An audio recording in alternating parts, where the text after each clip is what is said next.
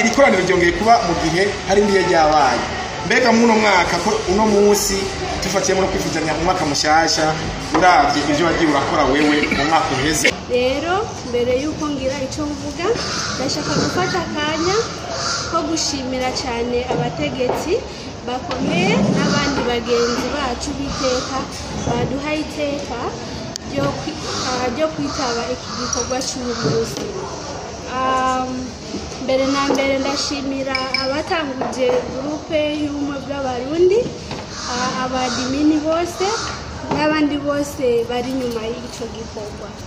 Mbega mu twa dufaranga dukorera ngaha muri Kenya ko nakarere igihugu cyacu Burundi gakeneye amafaranga agaciro, woba ushobora kuvuga ati reka nduwike n'amafaranga amajana 5 niba no igihumbi kugira ngo nanje uburundi ubandanye butera imbere bwite ko abari mu bumwe bw'abarundi bari mu gihugu cyacu yo gukora amasimu.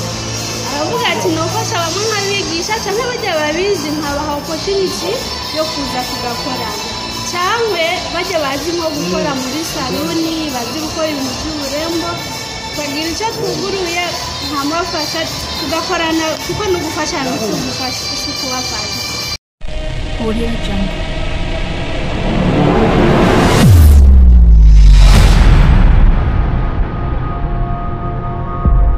Bene data bavukanyi barundi kazi mwese musanzwe muri groupe umwe bw'abarundi ndetse n'abashitsi bamwe biteka batugendeye, harimo n'abashitsi bise ngaha kandi turaza ko harabonyene umwanya bazo gushobora gusigura ituma batugendeye kandi azikomeza gushima kimaze kubabwira. Rero nabasaba yuko muze kudutiza amatwi kugira ngo muze kumviriza icyo babwira icyo baganirira, kuko bifise akamaro kuri twebwe abarundi turi ngaha muri section Kenya nyagwishi turi ngaha twaje gukora ibintu bitandukanye. Mbega ko turi abarundi turi ngaha muri Kenya ubwo ku by'ukuri twatuduza idarapo y'igihugu cyacu cy'u Burundi, mbega twadukora ibyo igihugu cyacu cy'u Burundi gishobora kuba kivuga ati abana dufise bari muri Kenya abarundi nukuri ntibatumara amazi. Ivyo naho uza kwiyumvira naho tugeze, ni kuvuga iri koraniro ryongeye kuba mu gihe hari ndiye ryabaye. Mbega muno mwaka ko uno munsi tufatiye mu kwifuzanya umwaka mushasha uravye ivyo wagiye urakora wewe mu mwaka uheze naho ugeze ubunya, mbega urabona ko ushobora guhindura mu byo warakoze canke urabona ko ushobora kongereza mu byo uri kurakora? Mbega mu twa dufaranga dukorera ngaha muri Kenya ko nakarere igihugu cyacu Burundi gakeneye amafaranga agaciro, woba ushobora kuvuga ati reka nduwike n'amafaranga amajana 5 niba no igihumbi kugira ngo nanje uburundi ubandanye butera imbere bwite ko abari mu bumwe bw'abarundi bari mu gihugu cya Kenya bafite ko barakora. Rero ibyo byose nzo kwigira hamwe zo kunza kwigira hamwe. Mbega ubumwe bw'abarundi iyi groupe yacu kimaze igihe kirekire cyane rwose twibanye hafi y'imyaka 3 ishinzwe. Mbega twokora iki kugira ngo iyi groupe igire amategeko ayigenga agengwa n'igihugu cyacu, kandi tukagira nk'ikintu twakwita ko nyimba ari association cyangwa ishira hamwe cyangwa ikintu runaka kizogirira akamaro apana ngo cyacu mu bumwe bw'abarundi nkuko mwene cyabivuze tumika ubuyemuji turi kutuntu gutwenza udukomedi cyane oya, ahubwo ibe groupe ni groupe ibise abantu barenga amajana 5 na ndego abantu bafite barenga amajana 5 ujya tugiye hamwe nta kintu kizima twokora cyozofasha abana bari nyuma yacu cyangwa se abarundi bagenzi bacu bahuye n'ibibazo ngaha muri Kenya cyangwa bakeneye kwiteza imbere nabwo bikaduteza imbere kandi bigateza imbere n'igihugu cyacu cy'u Burundi cyiza.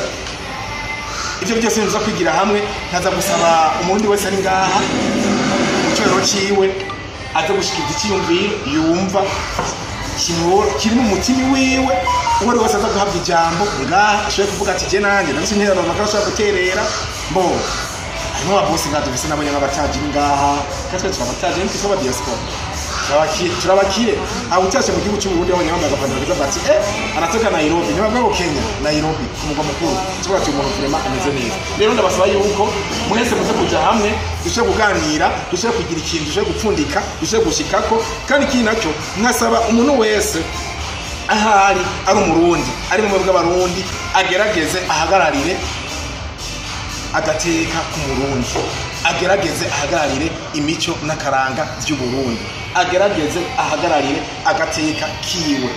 Ivyo ndabasabye kubera iki hari abarundi benshi nuko turageze gutanga impanuro bamaze gutakaza akaranga kacu k'igihugu cyane ku Murundi cyangwa ku Murundi kazi.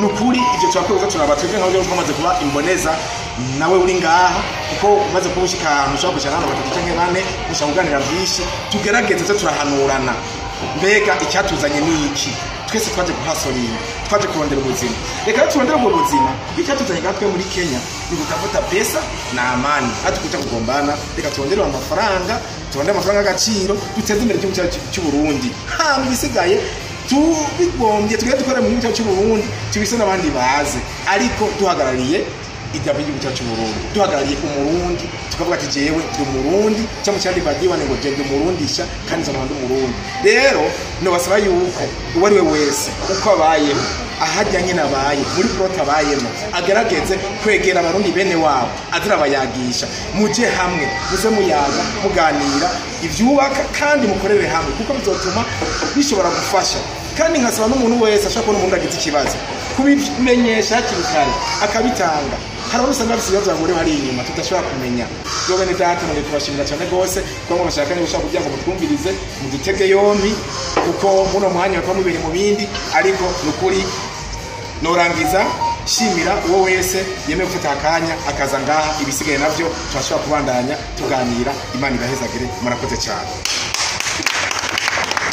soba ko kaba kamye kamikiyago soba ko kaba kamye kamikiyago Inurire turebe kwanko mu bantu Twabarundi maze duteramika abantu maze turyoherwe no gutambira abashitsi Berega nkundira ndakukeze niza bankundiye ndakukeze berega nkundira nyendire mu nzokukeza Wowe wamutwibutsa wa munsi wo kugenya Biyubonye bene Imana bakoranye Kabona yemwe bose baje batwenga Kuva na kera bampa bazanye ijambo Ahumbe rimwe ryuzuriza abahuze ikiyago muri bwa bumwe muri bwa rukundo n'ibyishimo byinshi ko ijambo ryagiye neza twagiye twumva byinshi bitandukanye twagiye twumva intumbero y'icyadukoranije hano nibaza ko muri make twese dukoraniye hano turamaze kumva impamvu turi hano tumaze kumva icyadukoranije hano tumaze kumva intumbero turi hano tumaze kumva impamvu dukoraniye hano kama twagira twakire mushiki wacu araza kugira byinshi aza kudutahuza byinshi nawe afise byinshi ashaka kutuyagira umujene aciye ubwenge amaze kugera kure amaze kuduserukira mu bihugu bitandukanye asa byinshi ashaka kutuyagira bikadumuha akanya aza kwidondora bose no muvugira kuko nawe arakuze byinshi aza kubitubwira kaze na kanya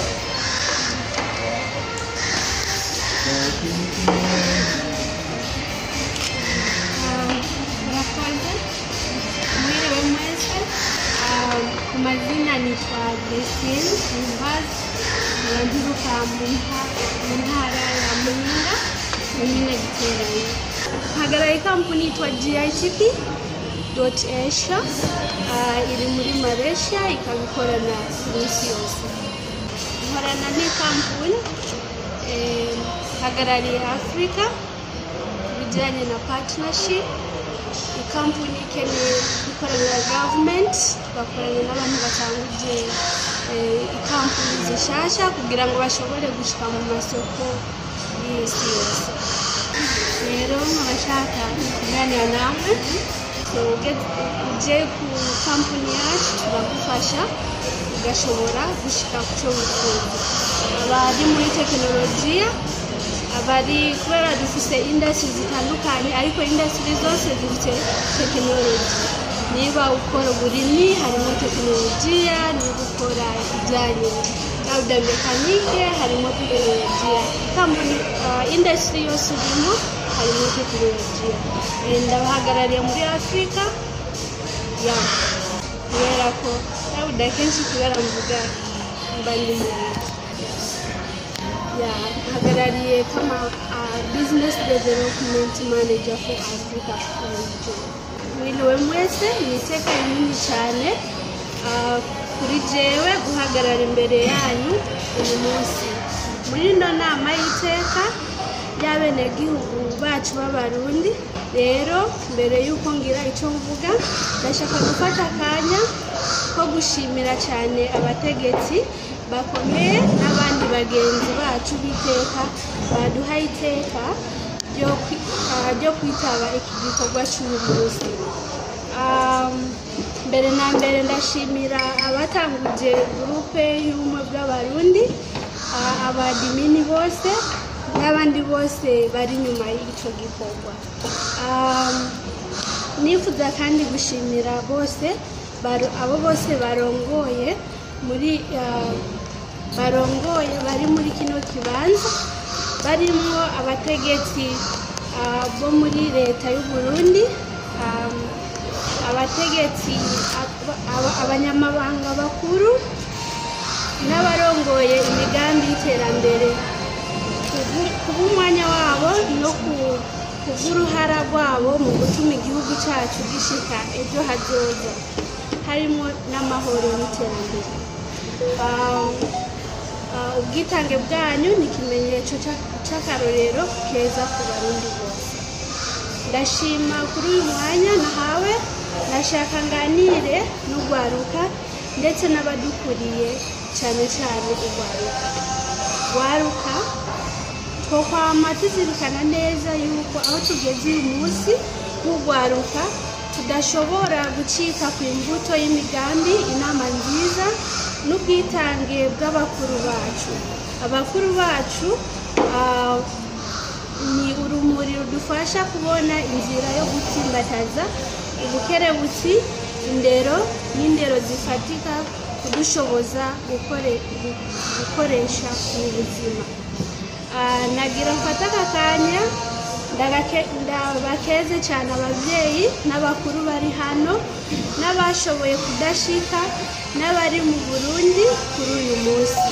Umurimo wanyu wo kudufasha mu buryo butandukanye, haba mu kwigisha, kuduterera no gushikiriza mu ntera zacu ni ikintu kidasanzwe kandi kitazokwigera cibagirwa. Twese turi hano kuko mwaduhagarariye mu byo tugezemo byose. Hamagwaruka nkanje naho ari ngombwa gushimira no guha icubahiro ababyeyi n'abakuru bacu, hari n'umutwaro dutegereje nk'urwaruka rw'u Burundi. Nabwo rugomba gutera imbere kugira ngo rutere intambwe mu makungu. Rero nanje nk'ukiri muto kandi mfise amahirwe yo gukorera mu makungu, mfise icyizere cy'uko ino nama izodufasha twese kubona neza ukuntu dushobora guterera kubaka igihugu cyacu no gukuza urwaruka rwacu. Rero ndashaka gusangira namwe ibitekerezo bike ukuntu twashobora kugera mu migambi myiza. Icya mbere, abenshi bamaze kuvuga ko dusabwa gukora ikintu gishobora kuduteza imbere. Si byiza kuvuga ko dufite gurupe y'abarundi atakintu na kimwe dufite. Iki kinyibutsa mu minsi mu mwaka uheze mu kwa11 hariho event nagiye y'abasomali nk'umukobwa ari muri tekinolojiya. Maze gushikayo yari abakobwa ariko harimo n'abagabo, gusa abagore nibo bari benshi. Maze gushikayo nditegereza abasomali bari muri Kenya ariko bafite kampuni yabo iserukira abasomali gusa, nta bundi bwoko bwarimo kandi yari jewe gusa n'ubundi bwoko. Kandi benshi baratangaye kumbona kuko kumva abarundi kenshi biragoye kwisanga mu bintu nk'ibyo. Maze gushikayo ndavuga iki kuno abantu bakoze kubera iki kutoba ku Barundi, kubera iki twebwe Abarundi tutokora ikintu nk'icyo gifasha abantu bari muri diaspora cyangwa bari mu bindi bihugu kugira ngo dushobore gukorana. Niba ari opportunity iriho dushobore kuyisangira, niba ari education hari abantu bashobora kuba bashaka kubandanya kwiga, hariho opportunity. Abasoma icyo bakora barabya opportunity, hariho ama university, amakampuni atandukanye abafasha kuronka izo opportunity. Ndavuga iki cyiyumviro kubera ko tutagikorana n'abarundi. Ico gihe ndicarana n'undi mukobwa yitwa Clarisse ntari ngaha Nairobi, yarasasiye gatoyi ndamubwira twotanguza ikintu ariko hari umuntu ntekereza kuzoshikako aho natekereza Lionel. Amubwira rero ni byiza ko tworeba tugakora ikintu cyitwa Burundi Hub.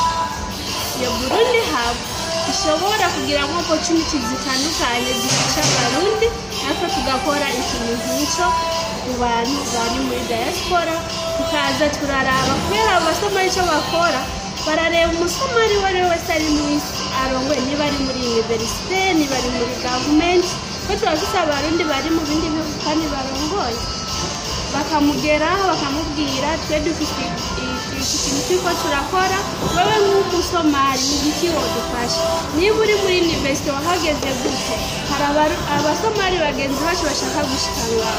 Rero ni ikintu natwe dushobora gukora, niba uri muri kampuni, niba uri kurigira ikintu, niba uri mu kazi, byose barafashanya kandi usanga bariko, kandi murabona ukuntu n'abasomali bameze. Rero ndavuga ico kintu ko twogikora, ariko ico cyari icyumviro cy'iwanje, gusa ko turi hamwe twese turashobora kwicara tugakora ikintu nk'uko abadukuriye bamaze kubivuga. Rero je ndatangura icya mbere cyane nateguye, ntitwibagire aho twavuye, umuco wacu, indangagaciro zacu n'amateka yacu. Ni byiza bibereye kudutuma tugira intumbero ikomeye. Kuba abarundi biduha iteka ryihariye kandi tuguma dushikiriza iyo ntumbero aho turi twese. By'ukuri mu makungu abantu barashima kubona ko abantu b'inkomoko zacu barangwa n'umutima mwiza no kwama twitwararitse, barangwa n'umutima mwiza n'ibyo twokwama twitwararitse, kandi bigatuma tunasangira ibyo byiza n'abandi. Icya kabiri dukoreshe amahirwe dufise. Mu makungu duhabwa amahirwe yo kwiga, gukorera mu mashirahamwe mpuzamakungu no gukorana n'abantu batandukanye no kunguka ubumenyi, ariko ayo mahirwe arakeneye kenshi ubwitwarariki n'umwete. Tugwaruka twame dushira imbere ubushakashatsi, gukurikira abashobora kudufasha mu nzira zacu. Aha ndiko ndavuga, niba uzi ikintu urashobora gufasha mugenzi wawe ari muri icyo kintu, urashobora kuba ufite experience, ufite igihe kinini ukoreye muri icyo kintu, urashobora kugufasha nawe agashobora kugira ubumenyi. Ibi bijyanye mu gatondo nariko navugana na mutoyi wanje akora ibintu bijyanye no gukora isimu no ibintu nk'ibi, arambwira aho hantu mugiye nanifuza yuko nanje notangura nko kwigisha abantu b'abarundi bari muri iyo industry yo gukora amasimu. Aravuga ati nofasha bamwe nkabigisha cyangwa bajya babizi nkabaha opportunity yo kuza tugakorana, cyangwa bajya bazi nko gukora muri saloni, bazi gukora ibintu by'uburembo, twagira icyo twuguruye nkamufasha tugakorana, kuko no gufasha no kubafasha. Rero ikintu nk'icyo ndakivuga no kuri twese turaha, umuntu wese ngaho afite icyo akora, afite icyo azi, arashobora gufasha mugenzi we kugira ngo ashobore gushika icyo ashaka. Icya gatatu, tube ibiraro bihuza Uburundi n'amahanga. Kuba turi mu makungu bituma dushobora gufasha gusubiriza iwacu.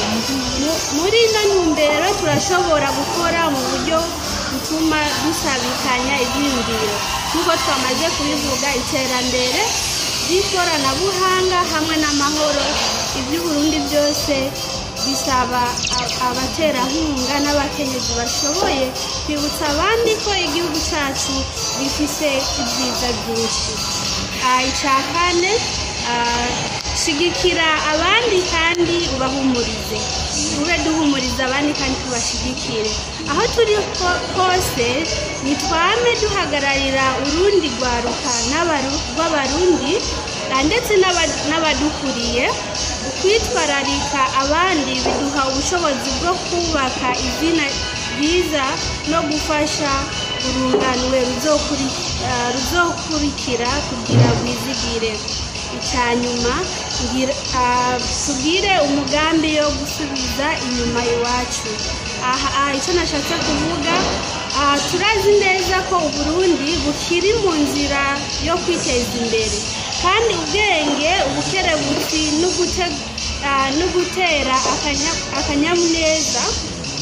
akanyamuneza twungukiye mu makungu byokorohera igihugu cyacu mu migambi yo kwigisha, kubaka imigambi no gushyiraho uburyo bw'ubukungu bwiyongera.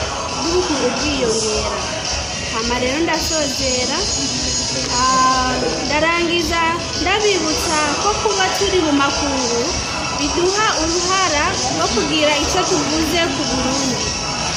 Ugukuza igihugu cyacu bizosaba ubwenge bwacu, urukundo rwacu n'umutima ukunda igihugu. Dukore dufatanye mu nda, twubake Uburundi bw'ejo hazoza, aho urwaruka rwacu ruzoshikira amahoro n'iterambere. Murakoze cyane gutega yombi, tugire umunsi mwiza w'uruhara rw'iterambere. Murakoze cyane. Audio Jungle.